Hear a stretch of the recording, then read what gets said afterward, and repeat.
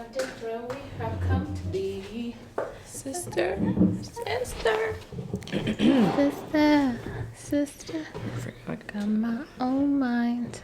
I do my own style. I do my own thing. Style. I do at my own time. In my own style. No, bro.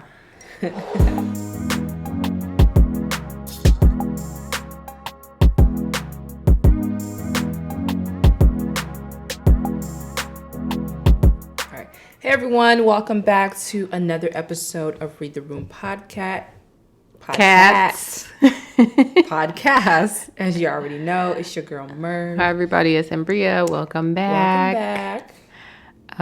We just came off of a very good, interesting, informative episode called Black History for Real. Mm-hmm.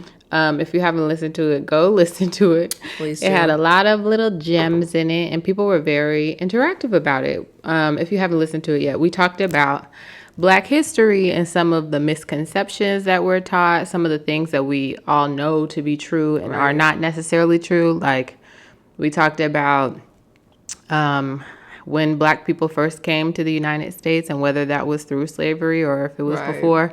People were very interactive. Like, thanks to Gabby, she suggested a book called They Came Before Us, The African Presence in Ancient America. So perhaps, give this a read. Yeah. But yeah, people were responding to me. Some names. Teresa was like, I'm scared to answer this poll. I asked on my story, like, did Black people come here at slavery or before? Oh, okay. And she was like, I'm not even about to answer because I'm scared. She was scared for? Because it was like, it was anonymous. It was anonymous, but the sentiment is like, am I behind? Like, did everybody know this and I didn't know? I was on the same page, Teresa. Yeah. We learned together. So, but I don't think we should be scared because we talked about this in the podcast, how we are not really taught. We're not about this stuff. It takes like your own friends like telling you or somebody, like the whole Native Americans owning slaves things. I didn't know that until like probably within the last year, to be quite honest. I know more about the French Revolution than about Black people. I know. So thanks to us for bringing it out. Thanks to our friends who talked to us about it. KG, Gabby, Teresa, everyone. We rock with y'all. Yeah, thanks. All right. So this week we're going to be talking about Clout. Because we do anything for Clout. Period. So we're going to be talking about Clout in the age of social media. This is definitely a term from Black history. I mean, but at the end of the day, this is all Black history. We're going to look back at this and be like, people's heads were fried and they were doing whatever they needed to do. It was desperate. It's like at a weird time. Remember how it first started? First of all, we had dial-up internet. We'd all be playing games. Then we moved into MySpace, which is a great concept because you don't have to talk to nobody. Yeah. You post on your thing and you go. People send you messages or whatever, but it wasn't interactive like Twitter is. And then we moved into Twitter and Facebook. People were oversharing and over everything. And Instagram, I feel like, even made it worse. Yeah, you have YouTube. You have access to everyone's life. Like back in the day, they had paparazzi has been a thing for a while, But unless they're sitting in there reading the tabloids, you just you're living your life. But now you open your phone and Kim Kardashian and Kanye are it's at your fingertips. So people, I think that there's a false perception that has anything to do with any of us. Yes. And people get opinions about these people that they've never met, that they do not know. But out of this whole social media era has come, like you suggested, clout. For anybody who doesn't know what clout or clout chasing is attention seeking. Yeah. Clout chasing is attention seeking. Yeah. Clout itself is attention. Yeah. Popularity. Yeah. Seeking. And people have started to do some weird things and take on some strange, perceptions of themselves and of others through it. So we're going to talk about it in a few different contexts. Okay. So the first one is like go viral / influencer culture. Yeah. So that's basically doing whatever you have to do with the hope of going viral. Yes. Whether that be making yourself look good or honestly making yourself look stupid. Like, and honestly, we as the people are also the problem because we eat that stuff right on up. Yes. Like, I don't know what it is about people being stupid or experiencing some type of like hurt or humility that just kind of like we're drawn into it for some strange reason. But if you think about it, we probably could have foreseen this over time. Like, think about soap operas. People love the drama. You know, they love the drama of all of that. Or then like America's Funniest Home Videos. Like people just being goofy and everybody loved it. So this is really like the advancement of that concept. And I was thinking about that because even when, remember like the early ages of YouTube, like Scarlett Takes a Tumble, Rick Rollin, and there was so many. The guy, the Indian guy that was singing Chocolate Rain. Remember Chocolate Rain guy? No. Oh my God, he had a deep voice and he was singing Chocolate Rain. I need to see it. He was literally everywhere. If I see it, I'd be like, oh. But we had a lot of that. But I feel like it was a lot more organic and natural. Scarlett probably didn't get on that. She didn't get on the table to take a tumble. With the laws of physics, she should have. Okay, but she was singing. For anyone who hasn't seen Charlotte Takes a Tumble, it's this lady and she's standing on a table and she's singing. What is she singing? Kelly Price or something? I thought she made up. I think she said she made up that song. She did not make up that song. That was a very famous song. When I saw that she said she made it up, I was near tears crying. I thought she made it up. No, I never knew the song that she was singing. I'm pretty positive it was like a very famous song that she was singing. I think it was Kelly Price. We'll go back and look at it. But she steps to the edge of the table and the table flips over. She takes a tumble. But she was on the table performing. Yeah. So I didn't get she was on the stage. Right. But I think that videos like that, seeing the viralness of them, like, oh, if she did that and fell and she went crazy popular, I can go get on a table and fall too. And now we're in hell. Like that's literally what happened. That started it. And so there was this video I saw this week on the timeline. Did you see it? There was a girl who pulled up to Starbucks and her friend is recording. For anybody who didn't see it, there's a girl, she pulls up to Starbucks, her friend is recording, and she starts singing at the guy in the Starbucks window, and he looks at her and closes the window, because there's this wave of viral videos of people like, what do they be, just remember the ice cream one where they would order ice cream from McDonald's and then they would grab it from like the actual ice cream from the top. So there's just like this culture of just like making fun in the drive-through window. I've seen some funny ones too though. Did you see the guy with like, when you're the friend who has to speak in Spanish?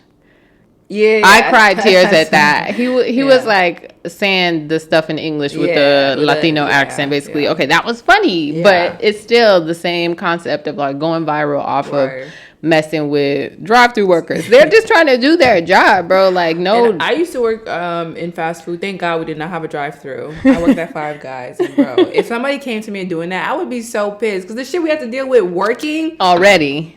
8-hour shift. You don't know if somebody's doing a 12-hour shift and you come in here, grab the ice cream. I'll get out the fucking window and beat your ass. How about that? But people literally do anything to go viral. There's also this recording of good deeds.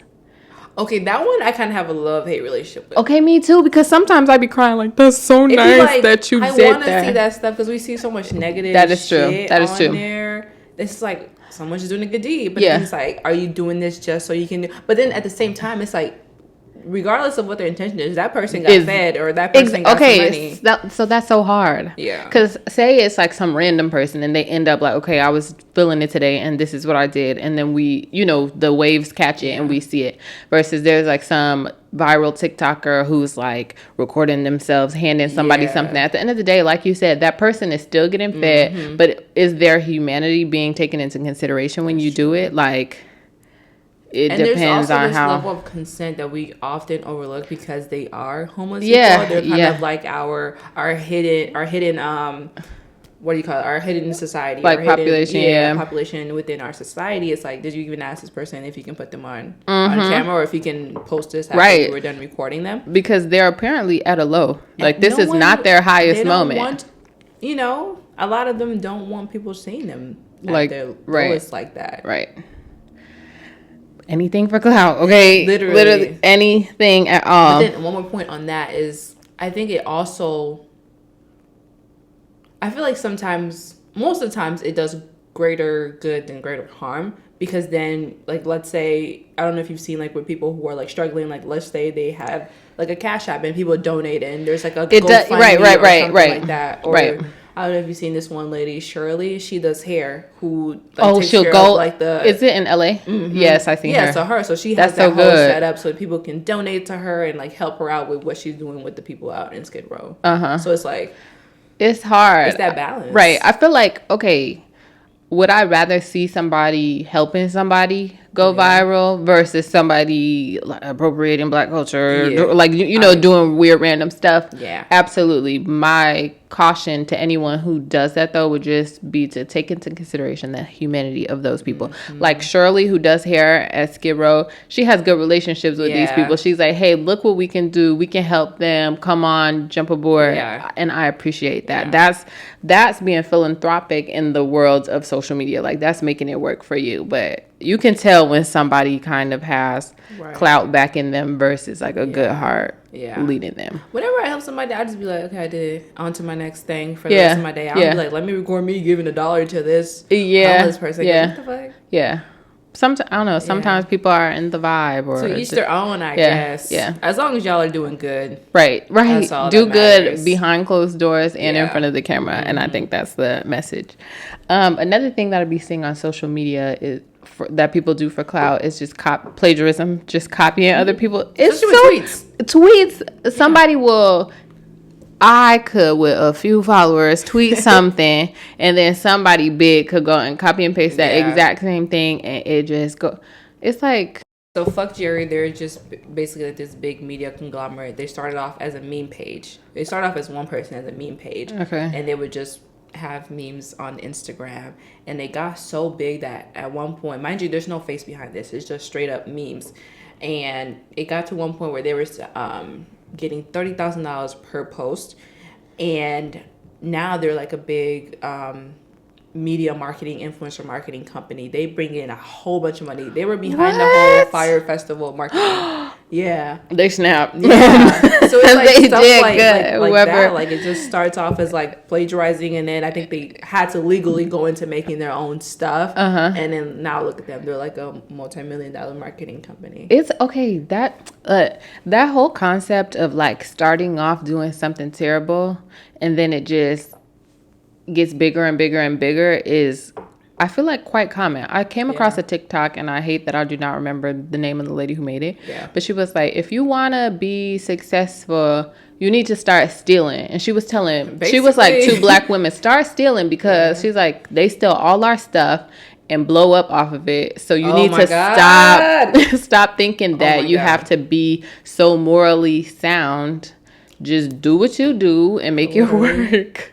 This brings me back to, we'll help her, I say her name, Jelaya, the girl that made the Renegade dance. Oh, I don't know how to pronounce it. But I hope I'm pronouncing it correctly. But that happened last summer, and them little white girls that started doing her shit, and they were bullied into having her in one of her videos. But I was at Dunkin' Donuts this morning, and I saw that one of the white girls, they have a partnership with Dunkin' Donuts. Are you joking? She has her own drink. You joking me? She has her own drink off of what this little black girl did. I swear to God, I looked up, I was like, that's the little white girl from TikTok.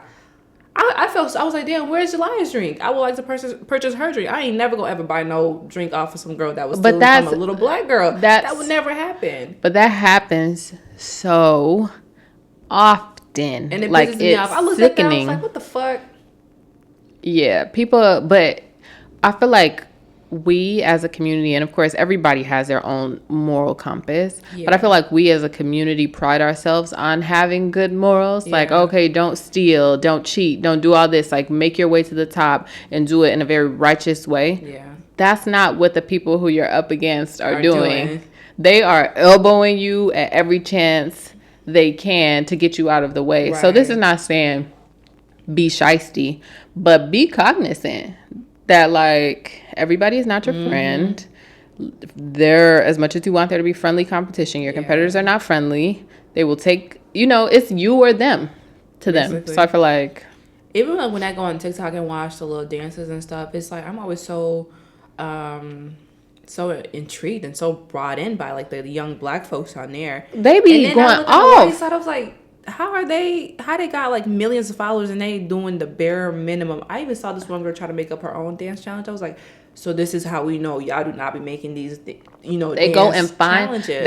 they go and find they Elvis Presley, you know. Yeah. Go and find somebody else's stuff. Okay, that looks good. Now let me put it on my white body. Right. And simplify it. Don't even, you know, go, because July be doing this shit. I'm like, baby girl, that's awesome. I'm gonna support you, but I can't do that. It's very dance. complex. Yeah, they that. simplify it, put it on a white body with a nice, my parents are rich bathroom. Foyer with the two stairs coming from the side. And then, boom, they blow bam. up. So, even this one little boy, his name is Noah Beck. I'm sorry, I have younger siblings, that's why I know all this stuff.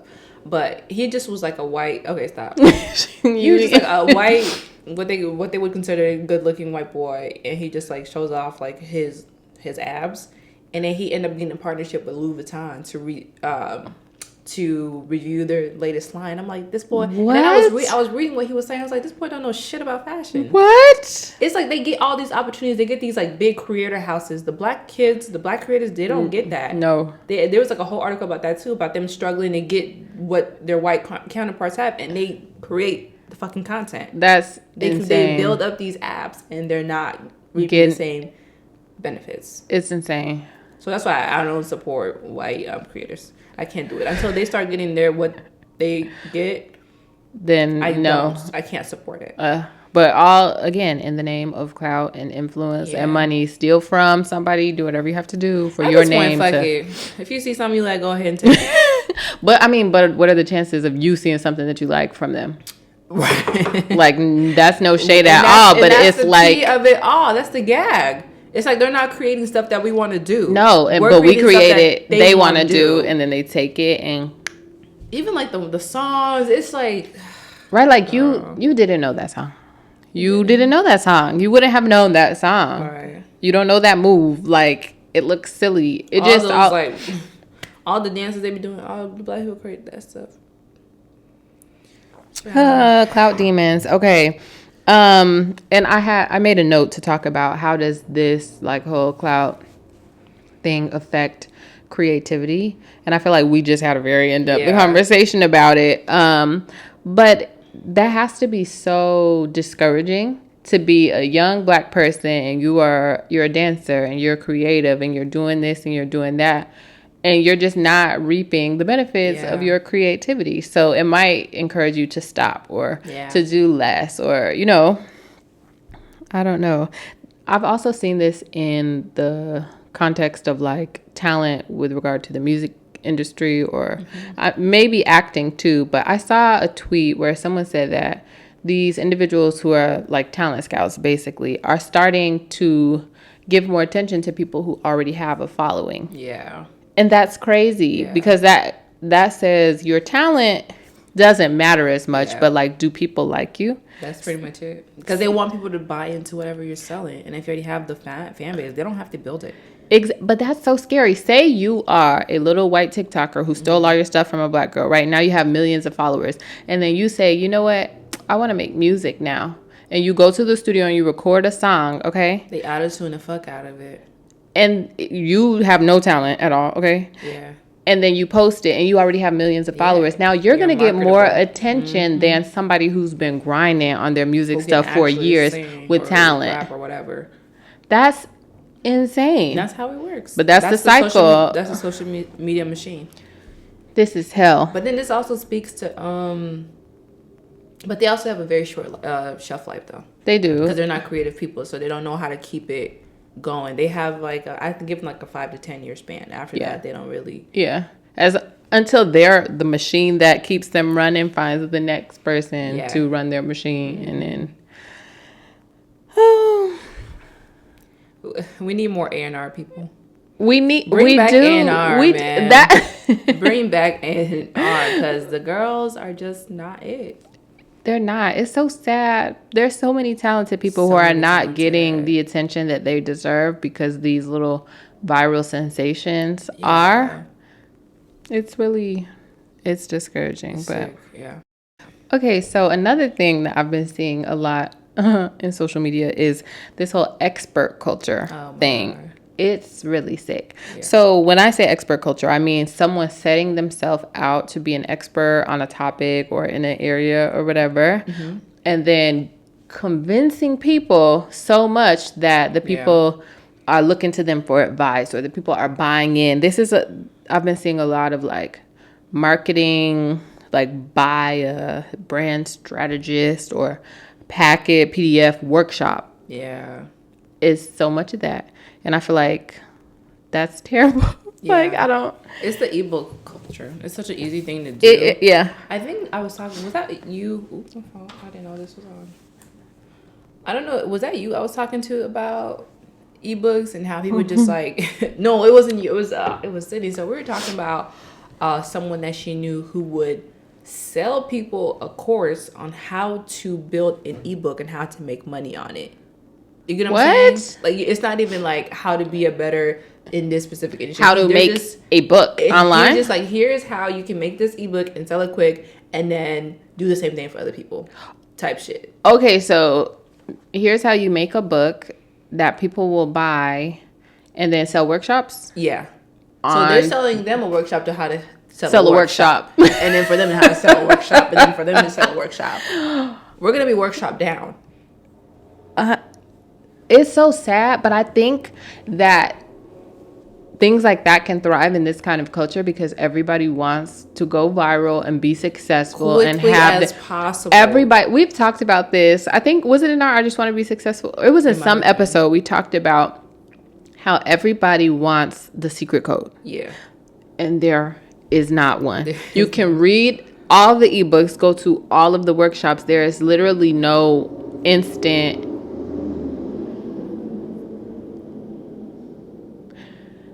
Okay, you can go to all of the workshops, right. You can read all of the ebooks, and there is no instant success manual, and everybody is looking for that. And anybody who is selling these workshops is preying on people's dedication, low key. Like, you're preying on people's motivation to do more. Like, well, I know she really wants X, Y, and Z, so let me tell her that I can help. Exactly. That's how it all works. It's like it's a scam, but is it really a scam? Because they're really telling you what the hell you're going to be expecting from this workshop. I mean, I think that I think it probably comes from a good place. Whoever originally started it comes from a good place. It comes from a place of profit. I mean, of course, but I'm saying, where did this blueprint come from? Probably some like marketing person way back in the day. Like, okay, give this to your clients so that they can better market their businesses or whatever the case may be. And then it turned into this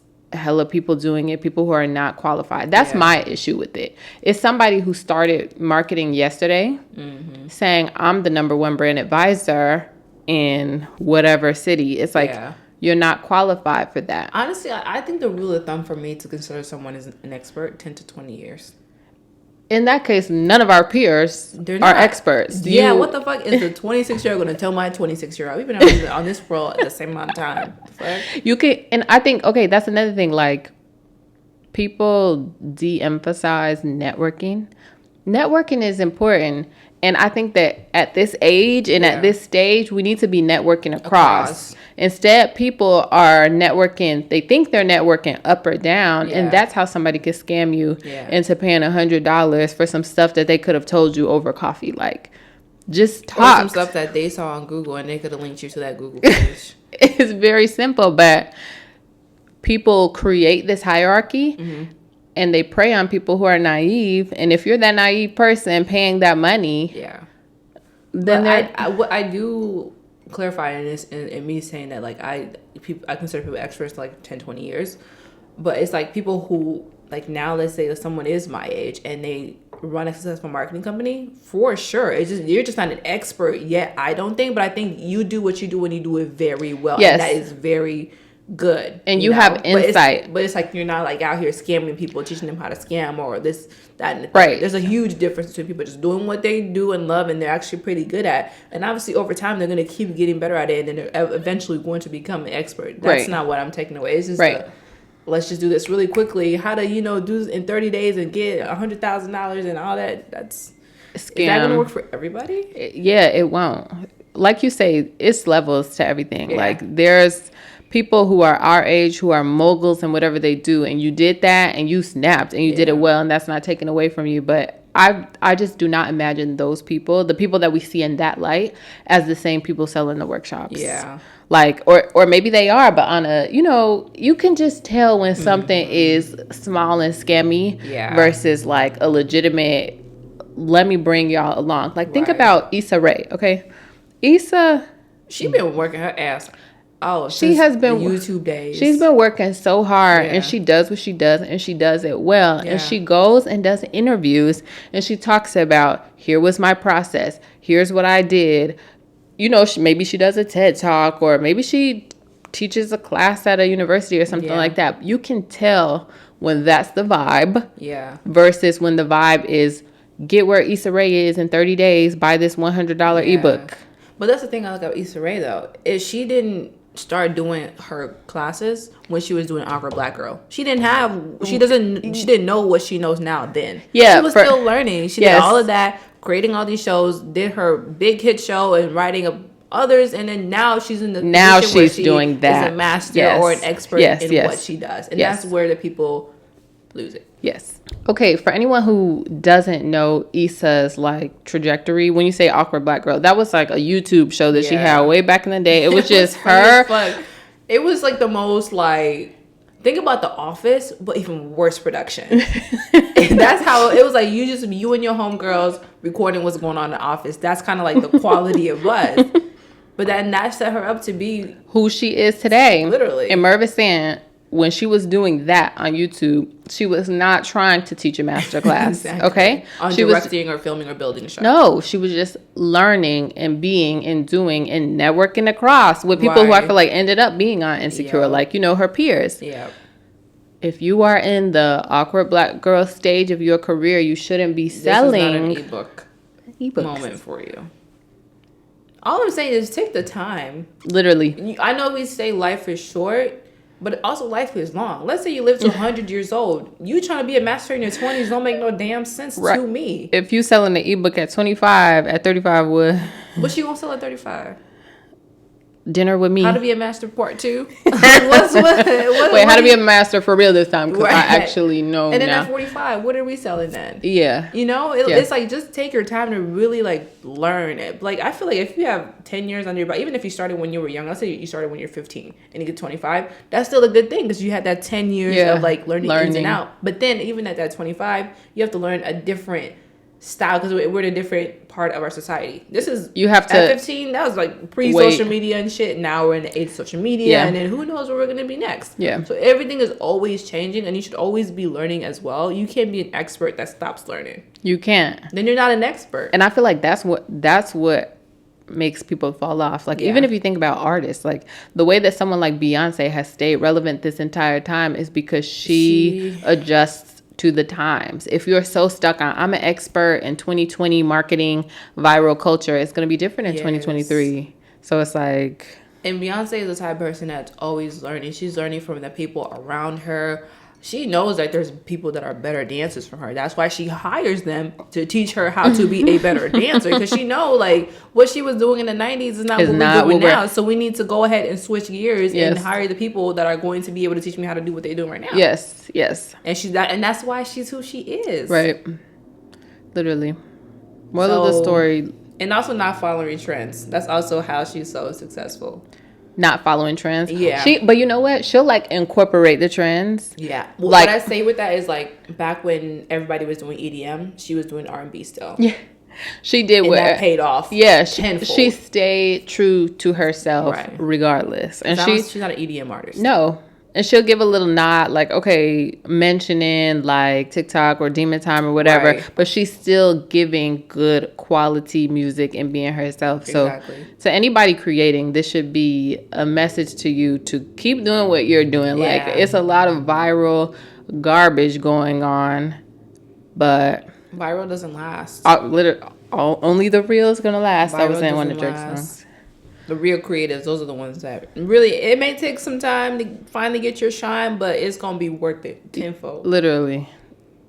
Okay, one last thing on this like viral influencer culture. I came across a tweet this week and it was a girl saying, "We're not making content over here, we're making art." And I felt like that is so simple but powerful because people do see it like, okay, you need to post content and every couple days, woo this. But if you're an artist, this is your art. Like this is your mind and your body and your soul coming together into some, thing that you can put out into the world. So seeing it like that, I feel like should inform people's way of moving. Right. Like it's your craft doesn't need to be clickbait. Your craft is your craft, and your supporters are your supporters. Yep. People who, agree with it or feel something from it, but it don't have to be about viral. Yeah. So yeah, now let's talk about randomly rich / scammer culture online. Yay. So we come across a lot of people on social media who look just very rich. They have the nice bags and they're traveling and this, that, and the other. And I feel like this would be a good opportunity to kind of call into question / debunk those lifestyles. Yeah, I think a lot of those people are scamming, first of all. Like, that's the part they don't tell you. They just want to sell their ebook so they can continue their scammer lifestyle. They're not really living those lives. I feel like it's interesting when you see someone, and this, when people hear this, it might be like, oh yeah, I can think of that one person I know who posts every single detail about their life. I'm here, I'm eating this, I got on these shoes, this bag, but do not post anything about the source of income. Yeah. Like, so how... But it ain't no 9 to 5, so it's like, how are you making that money? How are you affording those designer stuff? Yeah. So that would be note to all of us. Just because it looks like somebody has something doesn't mean, one, that they do, two, that they did it in a legitimate way.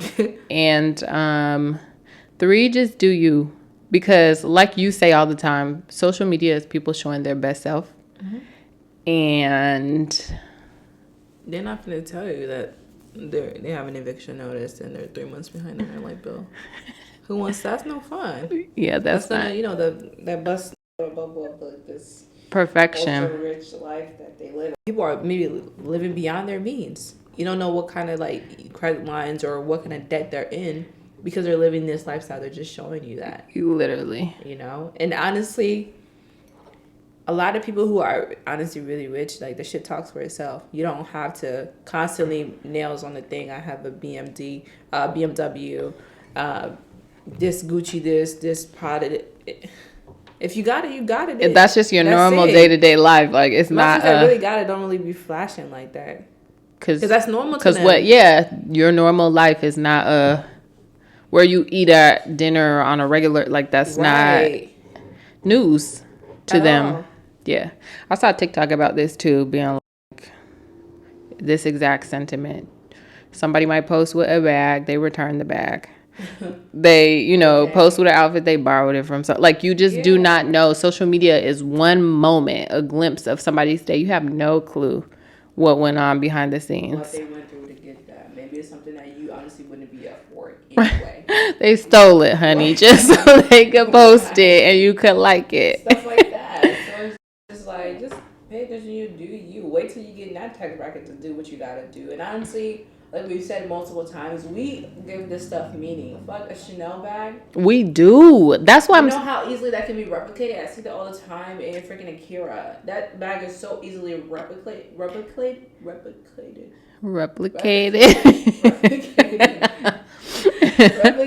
Is it really all of that?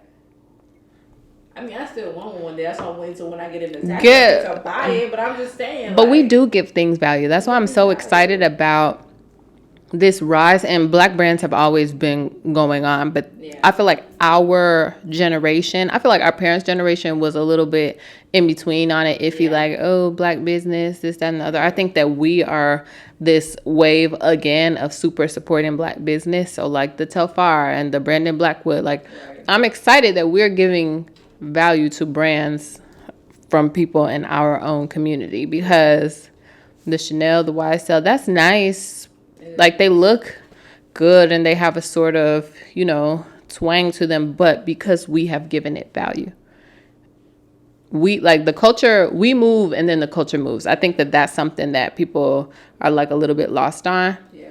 We decided that Telfar is that thing. Right. And look at Telfar. Sold out because we I remember back lead. in the day, a year or two ago, when it was easy to get Telfar back. I remember just going on the website, I just bought mine, and then 2 years later I tried to buy another one. It's like you cannot. You like, bro. What, I was like, if I knew that, I would have bought all mine. Then literally, you cannot get. You go on the website, sold out, all of them, because we move and the culture follows. Exactly. So let's just keep doing that. Let's move away from, you know. Another thing on social media and like people creating these lives that they don't really like to live. I think a good part to mention too is bodies. I know we've seen a rise in like people like BBLs and breast augmentation, all that stuff. I have nothing against surgery. I feel like if you have the means and if you really do want to make that adjustment to yourself, do it. I don't care. But it's like you can't downplay that this is a huge medical thing you're doing to your body, and you will potentially die. There's a high mortality rates with those type of things, and there's people in our age range, we're not even done growing yet. You don't know what you're gonna look like at 30. After you 23 already nipping and tucking. Yeah, you just got here. Yeah.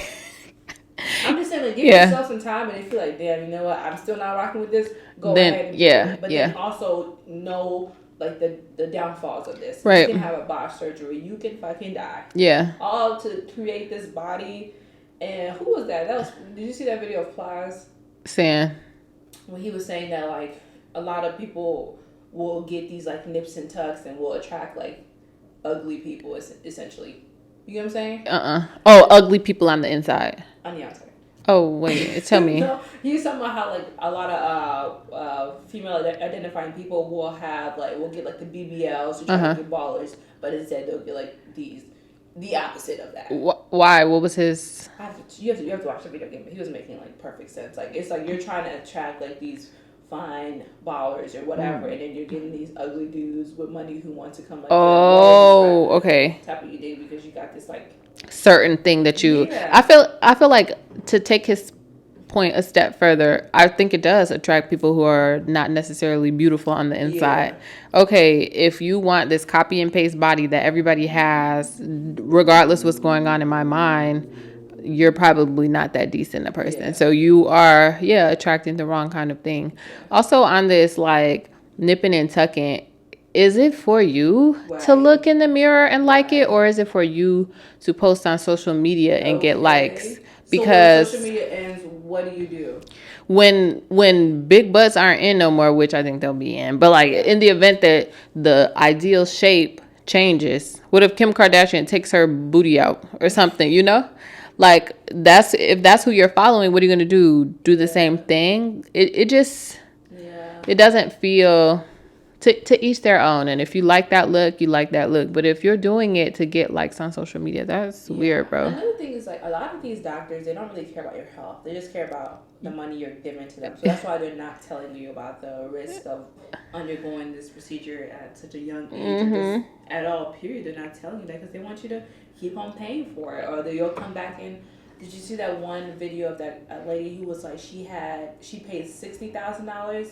She had 2 BBLs, I think, lipo, and then her boobs done. It looked a hot ass fucking mess. Over time or immediately? No, I don't know what it looked like over time. I was just talking about it in the present day, but you should have seen the girl. It was looking real fire ant, you know, with my thighs. It's weird. It's so weird. But she did it so she can like, you know, attract a certain type of person. It's strange.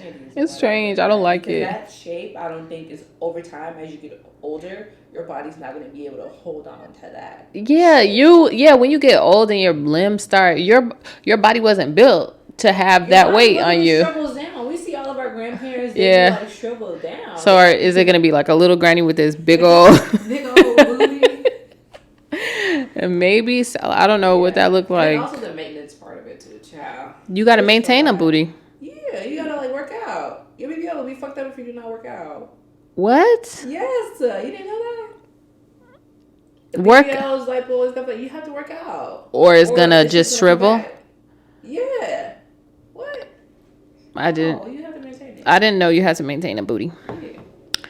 Fortunately, mine's natural, so I just do what I do normally. But wow. You gotta maintain that stuff too, and that costs money.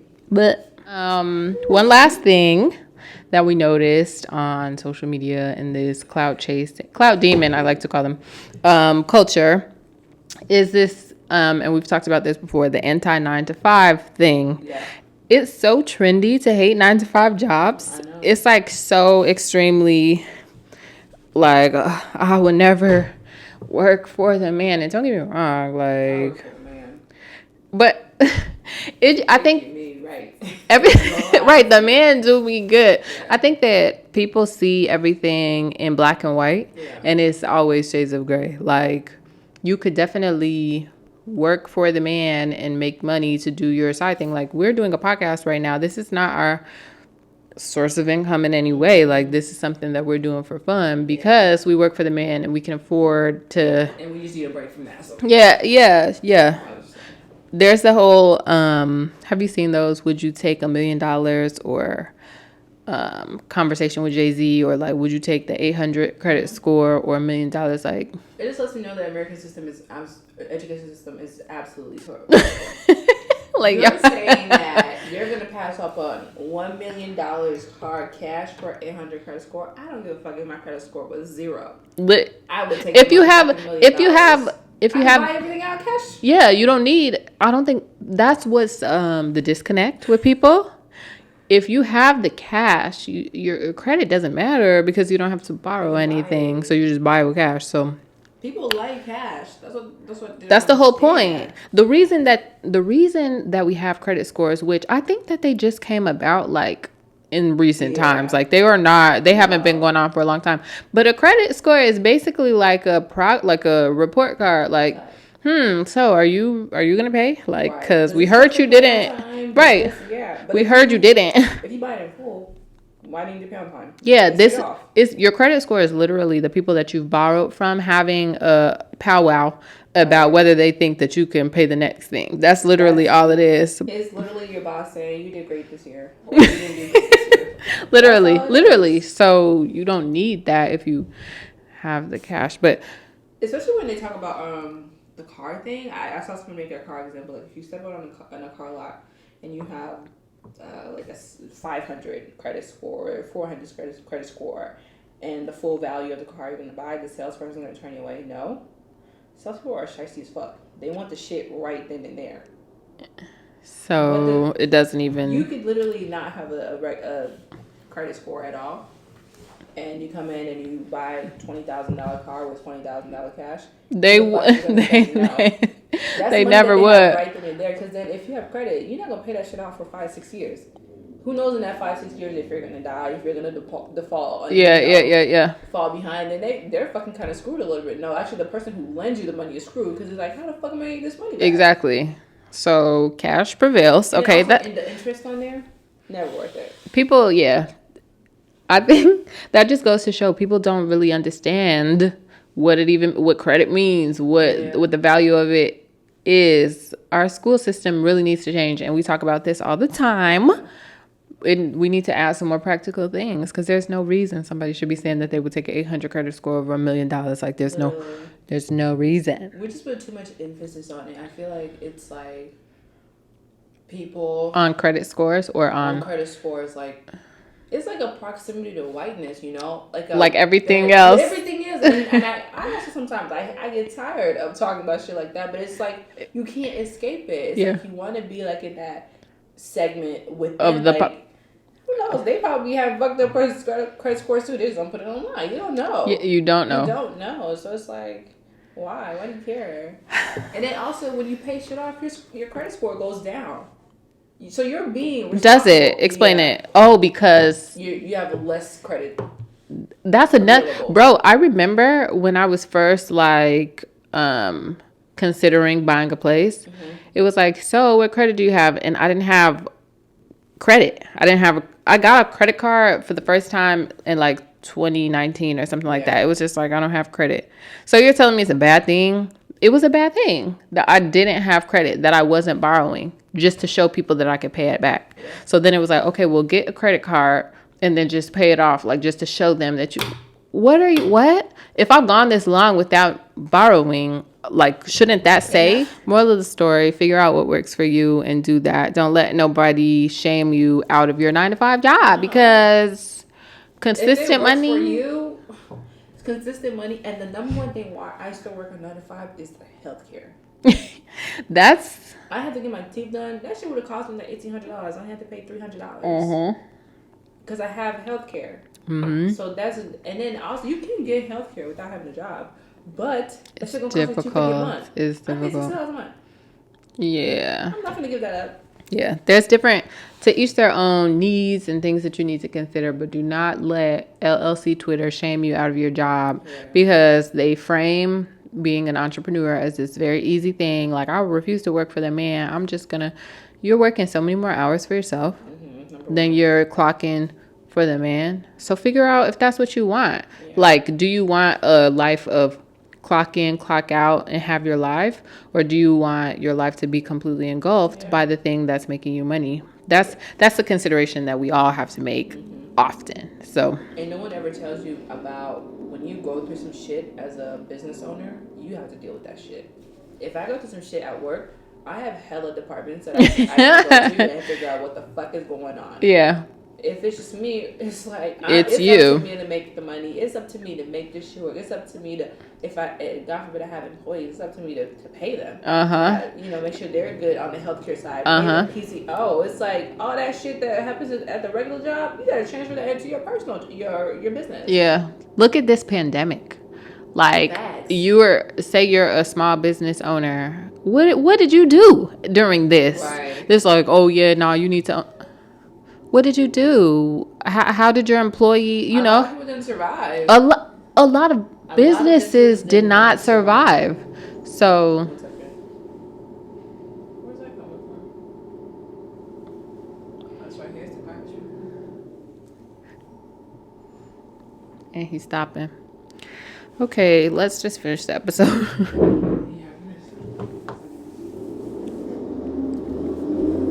Bye-bye, garbage man. Why he got the thing hanging out the thing like that? Okay, on this concept of shaming 9-to-5 and praising entrepreneurship, like you said, entrepreneurs go through stuff and you have to figure it out on your own. For example, this pandemic. Yeah. Like, what if you're a small business owner, what did you do during this pandemic when they closed you down and said, okay, you can only be open these hours, you can't pay your employees? A lot of businesses failed. Like, and if you didn't qualify for the business loan thing, you were screwed, essentially. And what is $10,000? What do you mean? That's what I think. Those small business, I think it was $10,000. What do you think about if you have employees? What is that? That's utility. This pandemic has been going on for like a year. You probably have another year. That $10,000 is not even rent for your place that you're. So if it works for you and you got a handle on it, for sure, 100% keep going. But if you know that's not really, if you don't like managing people, you probably shouldn't. If you don't like people, period, I think you shouldn't. And so that's a good point that you make, because people think of like, okay, don't do a 9-to-5 and you got to deal with all these people at work every day. Go work for yourself. Okay, what do you think more people if you have a vendor and employees, or depends on what kind of business you have. But the concept that entrepreneurship is the opposite of 9-to-5 is just untrue. They're the same thing. Labor is labor, okay? Work is work. Making money is making money. So figure out what you got to do to make you some coins. I'd rather work a 9-to-5, especially working from home, where I can kind of do my own thing, than working an 18-hour day. 18-hour day. For me, if I get to a point where I'm passionate enough about some business venture, then and I have a lot of money in the bank. I like practicing law. So to each their own. And then figure out. There's that promotion possibility too. More, okay, that's another thing. That's what my focus is right now. But okay, and if you're a risk like averse person, if somebody says, okay, in this year you make this much, and then in the next year you're gonna make this much more, and the next year you're gonna make that much more, you at least have that to count on. And then what you do with that and what extra things you do, that's up to you. But that's some set in stone cash. That's nice. That is nice, because as a business person, you have to. First of all, you have to manage the business. Then you have to cut yourself a salary. And from that salary, you have to cut yourself like utilities and all that, and then healthcare on top of that. It's an entrepreneur. It's a lot of stuff. Some people don't even. One of my friends has a business, and he, it's like a production. I'm like, don't want to be telling all their business, but like you sometimes choose as the owner of this business not to make money. Like you can choose to pay your employees and not give yourself anything until you get to a certain point.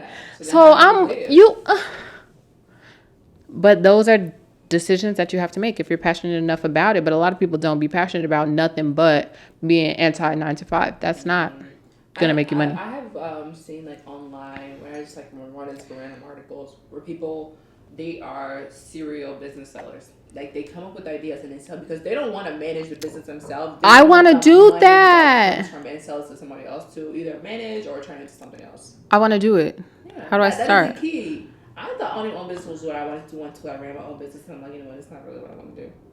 So I started putting on pause until I figure out what I really want to do. So until then, but then it's like to come up with an idea, scale it to a certain point, and then sell it. That's brilliant. That's what I want to do too. Okay, you guys, I'm gonna put the link to my website because I started that. I'm about to start that. Okay, anyways. All right. So anti 9 to 5 culture, and figure out what you want to do and do you. Yeah. Okay? Don't let do what works best for you. That's the moral of the story. Okay, so before we end, let's just do a quick little signs you might be clout chasing instead of chasing your dreams. Whatever you're doing isn't something that you're passionate about. You're relying on gimmicks. Did you see that video of this man singing and then he had his underwear on? I don't know why. I don't know why he did that, but I think it might be like, okay, like people are gonna click on like, ooh, look at that guy who did the thing in his underwear. He literally, and his pants were like at his knees, and he. Oh, right. I would have clicked out the video. I instantly clicked out of the video, but he's trying to rely on like a gimmick of some sort, like clickbait. That's ugly, and just don't. It was very weird. Like, so you couldn't have just kept your pants up. Your voice is supposed to be the instrument. Yeah. Your voice is supposed to be the thing that keeps people watching the video. Not you having on your thing out. I did. So, okay. And then last one, like we've talked about through this entire episode, is rather than work, like, focusing on your passion, you're focusing on going viral. Boom, boom, and that's it. And that, our dear friends, our roommates, is the clout chasing episode. Send this to all your thirsty clout demon friend. No, I'm just kidding. And when y'all get into arguments, send us an email on how we can help you. Okay, we talk about emailing all the time, and I tried to set up an Ask FM. Remember back in the day? Okay. Ask FM used to be that thing, right? Yeah. But I kind of messed up because I accidentally, I don't remember putting in my name, but somehow it came up like the thing was read the room, but it was like my name. I'm screaming. So I always put read the room as our name on anything we do. Me too. But I think maybe because I don't know, maybe I wasn't paying attention, but then it was like, if I might have been, it was something because I was like, I did not type that in. But yeah, so it was like, wait 30 days if you want to. So we don't have an S. If you know of an alternative to Ask FM, though, please send it to me because. You do a Curious Cat. Oh, okay. Okay, I'm gonna make one. So yeah, you know what? The email is always a commission. We always are welcoming your emails at readtheroompod@gmail.com. And also, thank you so much for the love on Instagram. Yes. And connecting with us on Twitter, which are both at Read the Room Pod. Tell a friend to follow us because we're trying to get our following up. Yeah. This is not age well on a clout chasing episode. Yeah. We're like, stop being clout demons, but follow us on Twitter. At least we're providing content. I think we didn't say we're experts. We just be talking about. We just want people to engage in the conversation. And at least we do a little bit of research before we talk about stuff. Just do it. No, I'm just kidding. Just kidding. Okay. Thanks for listening. Thank you for listening. We'll see y'all next time. See y'all next time.